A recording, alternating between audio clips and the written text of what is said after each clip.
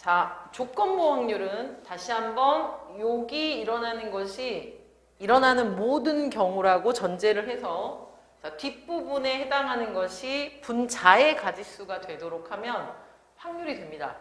자, 지금 현재 이 조건은 n이 4 이하의 자연수이기 때문에 1, 2, 3, 4만 대입할 수 있어요. 그럼 1부터 대입을 해보면 1일 때는, 자, 2일 때는, 다시 3일 때, 자, 다시 4일 때, 이렇게 되겠죠.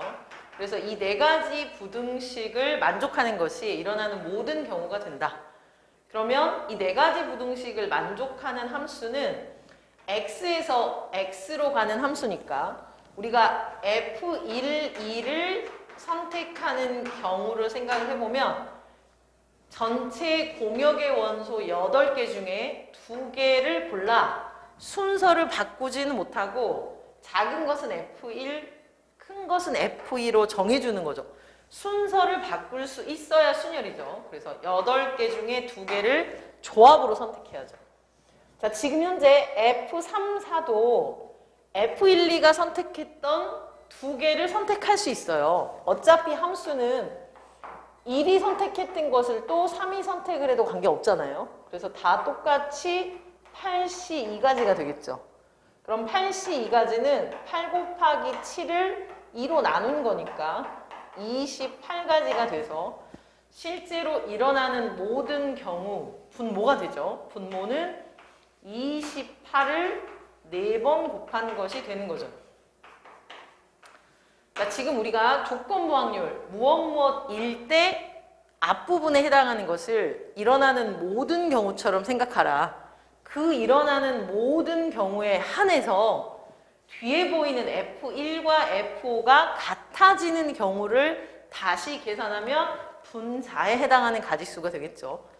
그렇다면 요 네 가지를 만족하면서 F1과 F5는 같아지는 것을 말하는 거예요. 자, F1과 F5는 같아진다는 뜻이죠.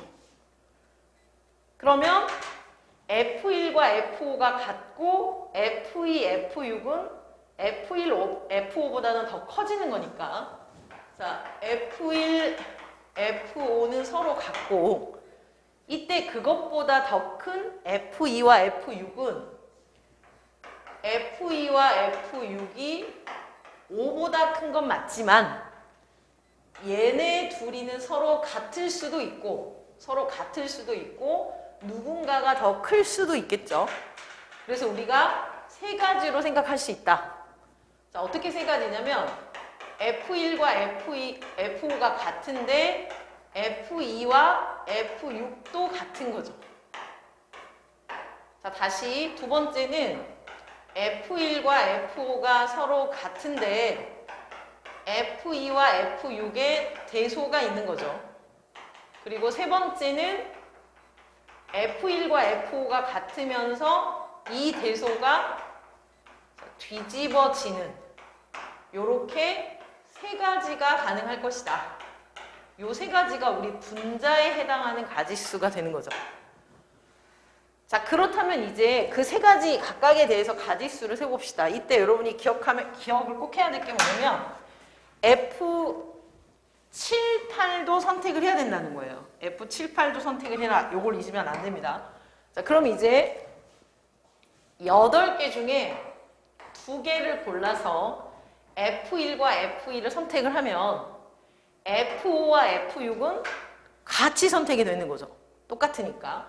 그래서 지금 F1, 2를 선택하는 가지수 8C 2가지를 하면 F5와 6을 선택하는 가지수는 그냥 한 가지 방금 전과 똑같다. 그리고 나서 F3, 4죠. 3, 4. 여기 지금 7, 8만 선생님이 동그라미 써놨네요. 3, 4. F3, 4와 F7, 8도 선택을 하는데 뭐 그것들은 지금 방금 전에 선택한 것과 전혀 영향을 받지 않게 그냥 8C, 8C가 되겠죠. 그래서 그냥 28가지의 제곱이 붙어주면 되죠. 자, 일어나는 모든 경우 셀 때처럼 세면 된다는 뜻이에요. 다시 다 두 번째로 가보면 F1과 F5는 똑같게 선택할 거니까 숫자 하나로 보면 되고요. F2, F6은 순서가 정해졌죠. 그래서 여기서부터 여기까지를 우리가 한꺼번에, 즉 F1, F2, F5, F6을 F5와 F1은 똑같기 때문에 8개 중에 3개의 수를 선택한다고 보면 되는 거죠. 그래서 제일 작은 것은 얘네로 주고 그 다음. 그럼 이제 다시 F3, 4, F7, 8을 선택하는 것은 똑같아요. 그죠? 28의 제곱. 8개 중에 2개 고르고 8개 중에 2개 고르고. 자, 마지막은 순서만 뒤집힌 거니까 방금 전하고 똑같겠죠? 그래서 이 3가지를 모두 더한 것이 분자로 들어가야 된다. 그럼 분자를 더할 때 28의 제곱으로 묶여주겠죠? 묶여주면 8C 더하기, 자, 8C3은 2번, 3번이 똑같았죠? 그래서 곱하기 2. 요렇게 해서 28제곱을 약분시켜서 이제 우리가 확률을 계산하면 된다.